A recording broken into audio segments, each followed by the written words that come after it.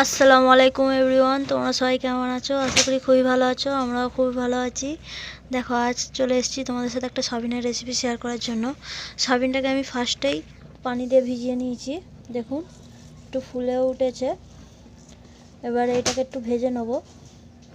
চলো।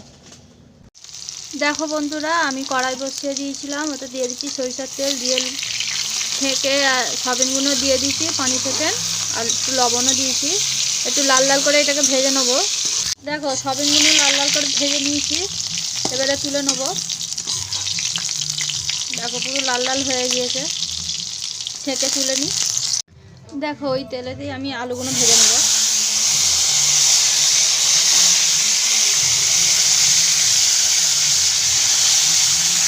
বন্ধুরা, আমি আলুগুলোকে ওই তেলেতে লাল লাল করে ভেজে নিয়েছি লবণ দিয়ে, এবারে ছেঁকে তুলে নেব।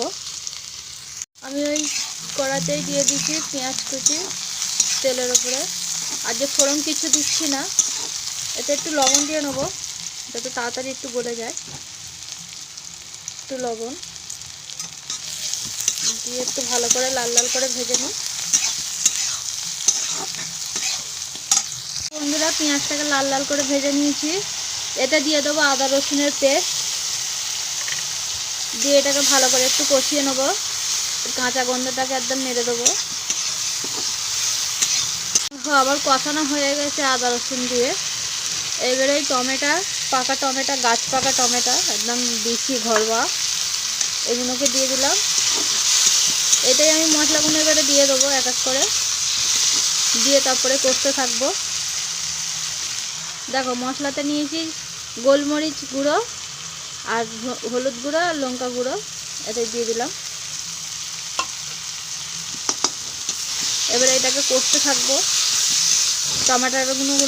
টমেটোগুলো কিন্তু গলেই গিয়েছে, তবুও এটাকে আর একটু গলাবার জন্য আমি একটু পানি দিয়ে কষিয়ে নেবো ভালো করে।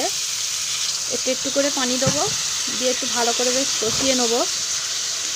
ভালো করে একটু কষিয়ে নিই, ততক্ষণে আমি এইখানে আমি ভালো করে মশলাটাকে কষিয়ে নিয়েছি। মশলা থেকে তেল ছেড়ে গেছে, দেখুন।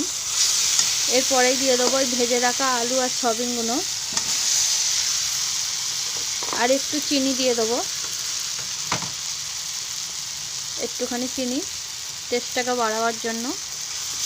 দিয়ে এটাকে একটু কষতে থাকবো, একটু ভালো করেই কষবো।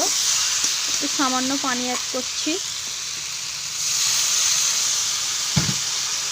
দিয়ে এটাকে ভালো করে মশলার সাথে কষিয়ে নেবো।